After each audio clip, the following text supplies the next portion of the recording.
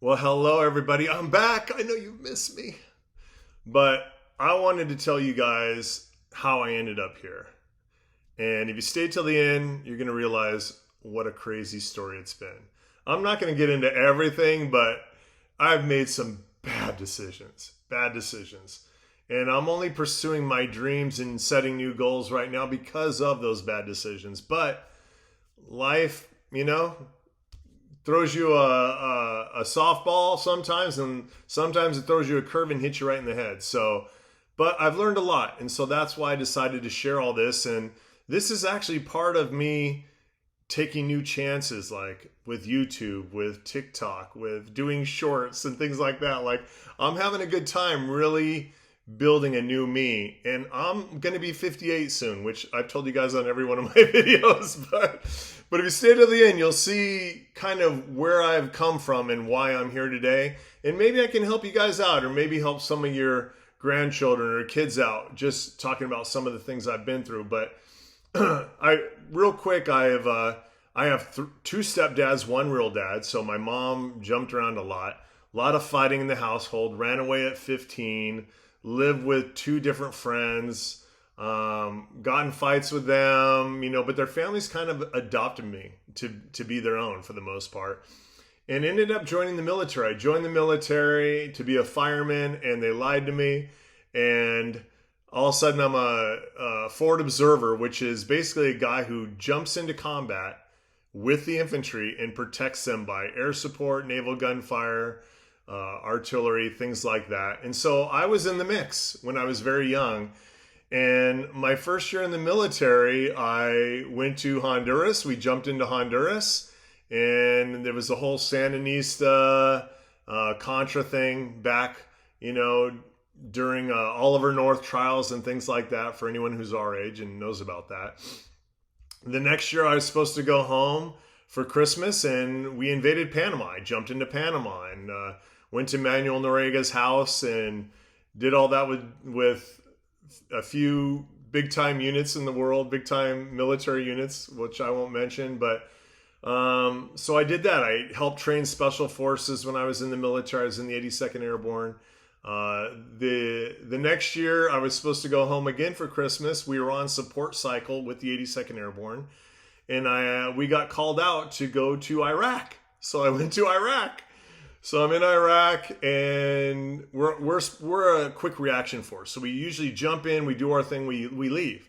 We don't sit around. The 82nd Airborne doesn't do that, but we did do that. We went to Iraq, set up a defense, and I was supposed to get out of the military in January, and then President Bush extended people.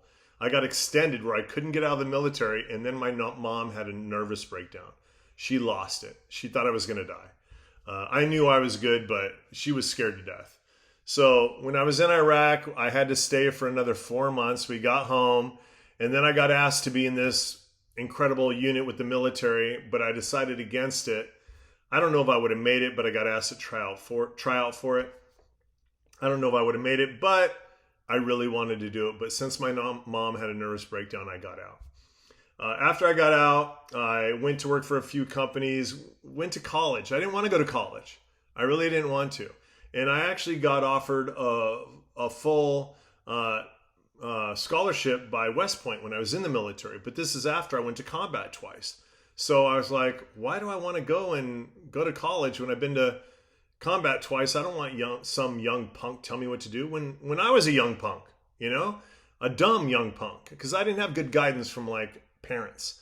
So I didn't take the, going to West Point, got out, paid for college myself, and a rich uncle actually offered to pay for my college. And I said, no, I got it, because I didn't know he was rich. And someone told me years later, I'm like, why didn't someone tell me? I paid for college myself.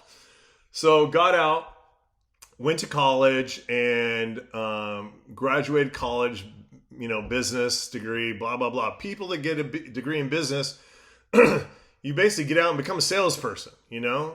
You really need direction. So pay attention to parents or people that you admire if you're young. Think about where you're going to go, what you want to do. Like, if you just go to college, what are you going to college for, and how much is it going to cost? Should you go in the military to have the military pay for college? All of those things are important. And you can become a millionaire doing basic things. Like if you go become an electrician, you can work for an electrician and in 5 years go start your own company and have people working for you and make a boatload of money. I had a friend who was a plumber. He went and became a plumber, worked for someone for 5 years, got out, finished working for this guy for 5 years, became a plumber, owns multiple properties, $1 million business, does very well. So you can become a blue collar person and make millions and not be in debt right after college, like a lot of people. I actually tried to be a cop and I got turned down to be a cop because I told them I smoked a lot of pot in high school. And they asked, how much? I'm like, a lot. I don't know. And I failed the lie detector test and I didn't lie. They said, did you do coke? I'm like, no, I've never done coke. Are you sure? Are you sure? Never did coke. Didn't become a cop. They turned me down. And once you get turned down for a cop in LA, you try to apply to other places, they don't allow you to be a cop. And this is, I speak enough Spanish to be a cop. And I was young, tough guy. I was in shape. I could have been an exceptional cop. And it's funny is, after I told them about how much marijuana I smoked, which I had no idea, every cop that I knew goes, why didn't you lie?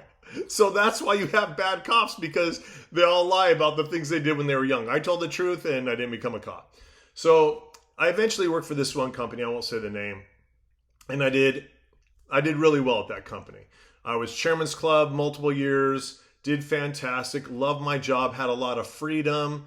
And in doing that job and having that freedom, I got too comfortable. Never get too comfortable, because if you get too comfortable, you may end up what happened to me. I got too comfortable. I should have tried to get promoted to be a national account manager. I was an account manager.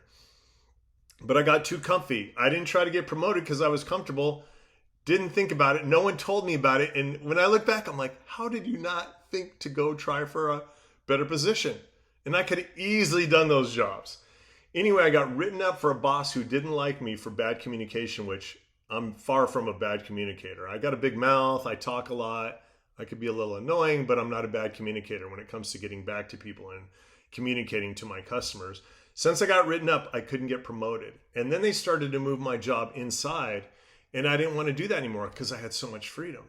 So I got another job working in security, and I was managing 450 people.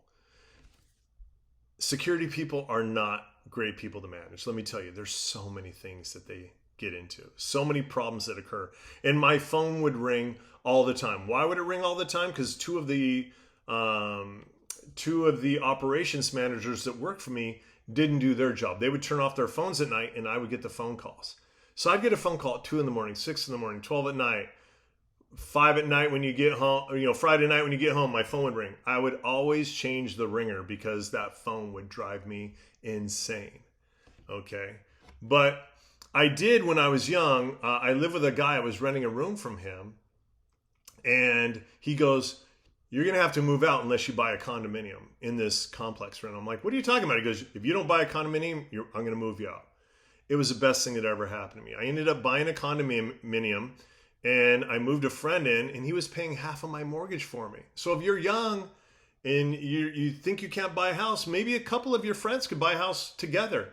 I don't know if you'd want to do that, but he paid half my mortgage, and that money's tax-free when you sell your home after 2 years. Now, when I go back and think about it, I love that I bought that condo. I love that my friend lived there and paid half my mortgage, but I should have kept that condominium and bought another home. Instead, I sold my condo, got all the equity, and bought a home. I bought a home on short sale. And short sale means they don't want to go into bankruptcy. They're trying to sell their house. I put in a bid and I was too low. There was one person above me. And then my realtor's like, do you want to up your bid? I'm like, no, this is what I bid on it. And she's like, you should really up your bid. I'm like, don't worry about it. Let's see what happens. Time goes by. She keeps trying to sell me another home. And I'm like, I don't want another home. And she goes, come on. She kept sending me homes. I'm like, I don't like it. I fell in love with that home. And it's funny is she got paid on that home. I'm the one that found the house. I found it. I was looking at one house on this street. I drove up because there was a park up there, took a left, drove down the street, and there was a home. I was like, oh my gosh, brand new home for the most part. It was gorgeous. 4 bedroom, 3 bath, 2,500 square feet. absolutely beautiful. She calls me after months and she goes, guess what? I go, I got the home. She goes, you got the home. How did you know? I just knew it. So anyway, I got the home. I moved in. I put in a fire pit in the backyard. I put in a pond, a dry creek bed, a barbecue, water features, a pergola, a seating area, like lights, the whole thing. It was beautiful. A layout area. My first party I had was like 120 people. They destroyed my house, but luckily I fixed my house up after that. And I love my house, right across the street from the park. I had a sports car, I had everything you could want. But I hated my job managing all those security people. 450 idiots. Well, probably 420 of them were idiots. 30 of them were pretty good. Anyway, it was always just so stressful. I worked at home and everyone thought I had a good life because I'd wear a suit every day. I had a sports car, the beautiful home, life looked good. But I was a mess. My phone ringing, I was so stressed out because I would have to drive to LA, drive to Beverly Hills, Santa Monica, Century City. When you live in LA, that traffic will beat you to death. And I was a wreck. I was so stressed out. And I was sitting there one day and there was a park across the street from my house. And I saw this Latino family like raking up all the leaves and putting them in a pile. And I looked over there and all of a sudden they pulling themselves through the leaves, throwing the leaves all over each other, just having a great time. And I'm like, I aspire to that. It was more about the freedom and enjoying life instead of material things. And that decision probably cost me $1 million, to be honest.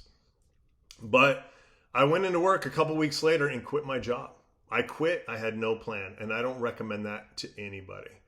But I had a good amount of money in the bank and I was like, you know what? I got to get out of here. I'm going to lose my mind. So I traveled for a couple of years. I actually filmed a lot of it and thought of putting it all on YouTube. I had it on a GoPro. I traveled all over the country, went to Australia, went to Hawaii, all over the place. And I ended up deciding to move to North Carolina and renting out my house to my friend who destroyed my place. Big mistake, you know. Yeah, that's another story. Anyway, I lived in North Carolina. I rented a place there. My sister and her kids were there. And I loved it for the most part. But I got a job doing security again. And it was the same problem. Like, what an idiot. But I needed money because I was kind of running short. And then all of a sudden, I couldn't live there anymore because my sister and I she was a nightmare at the time. Turns out my sister was an alcoholic. And that made life unbearable. Especially being close to her. And I won't get into all those crazy phone calls that you get late at night. If anyone has someone that's addicted to drugs or alcohol, you probably know what I'm talking about. But it gets overwhelming. Plus, I was a little basket case as well because of what was going on in my life. Anyway, I ended up selling my home and pretty much selling myself out of the market. I moved to Pensacola, Florida with a friend, loaned him a good amount of money to build a home. I helped him build it and I said, hey, if I can live here for three years for free, I'll give you the money. He goes, all right. So I lived there and I hated it. Pensacola, Florida is where all retired military people live. And I'm ex-military. You know, like I said, I used to be in the 82nd Airborne. But you know, I don't want to live around a bunch of military married people. It's miserable. It's like all they do is talk military and family. And you're like, huh, I'm single, man. Get me out of here. So we built homes there for a couple years. And I really couldn't make a lot of money. My friend called me. He was living down in Miami. And I was living in that house, you know, that we built. And he was telling me about how great Miami is. And I'm sitting there. It was like 4 a.m. We got done talking and hours goes by. It's like 4 a.m. And I'm like, I'm just miserable here. Like, I can't take it. I can't take. Plus my buddy and his family, like it was just drama all the time. And I grew up with drama. Like I had 3 dads. I had fighting in the household. Cops showed up at our door every day. I got to know the cops. It was insane. So I didn't like drama. So I'm sitting there. It's like 4:30 in the morning. I'm like, you know what? I'm just gonna pack my little bag right here and I'm driving to Florida. I didn't sleep at all that night. I drove to Florida and I called my friend. I go, guess where I'm at? He goes, where? I go, I'm at your house. He's like, what? So I moved to Florida And he let me sleep on the couch for a couple months. And the first time we went out to this outdoor mall in Florida.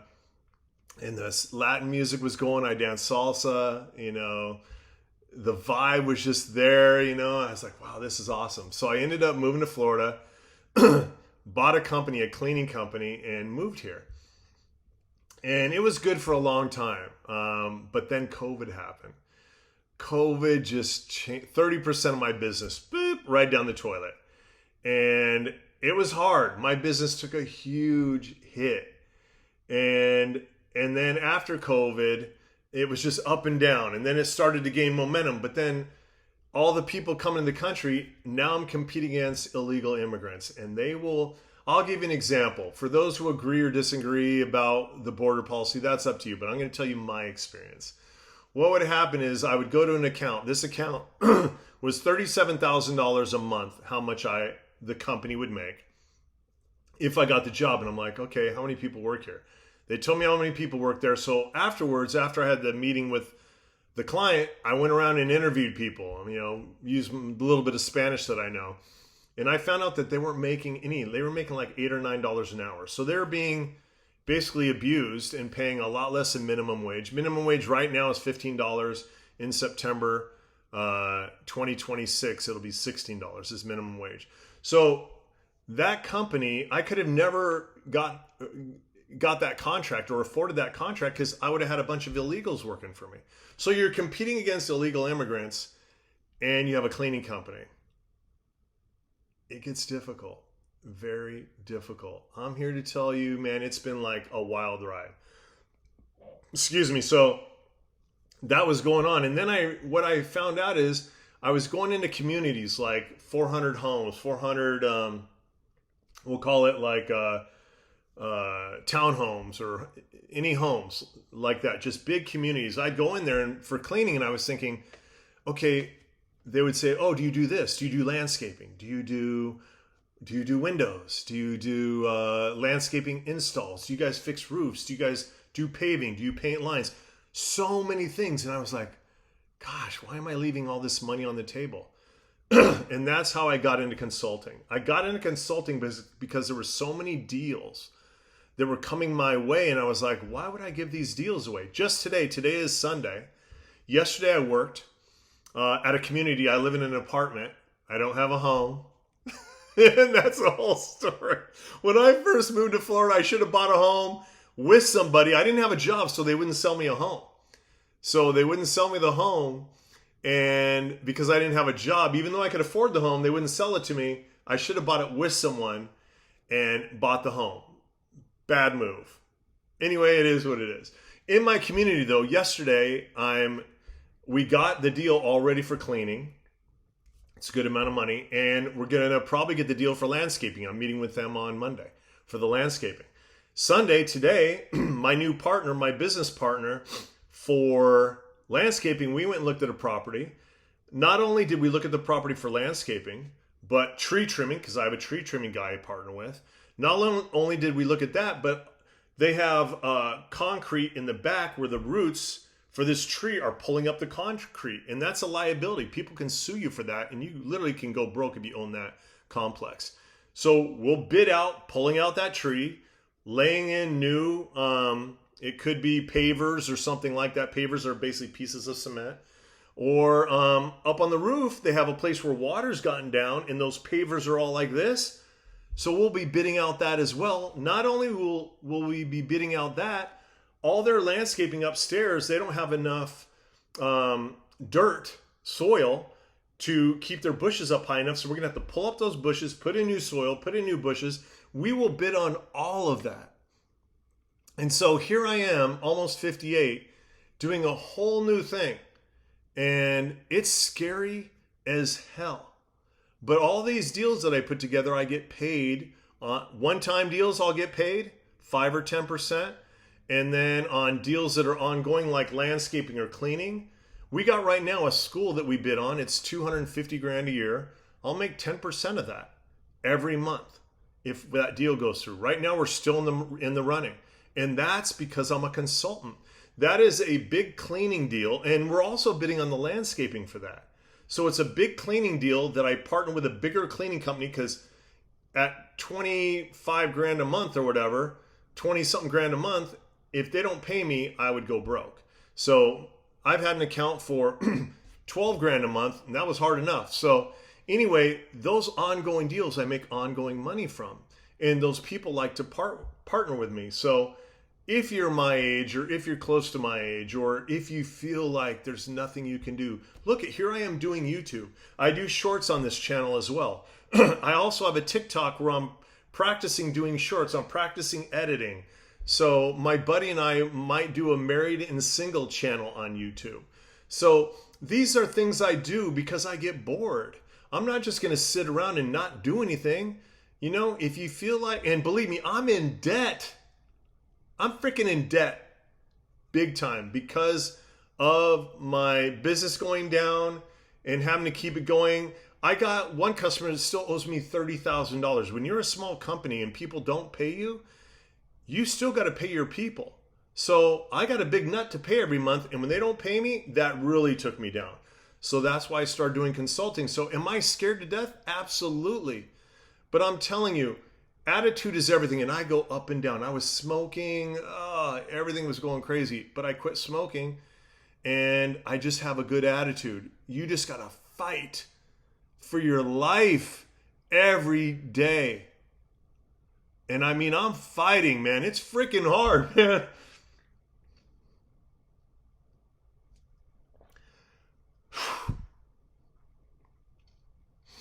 It's hard. It gets really hard, man. Sorry, but don't give up, man. My sister just passed away.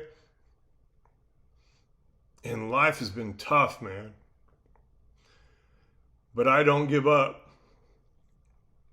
And I can tell you, when you make wins, when you're trying something new, it's a big win, man.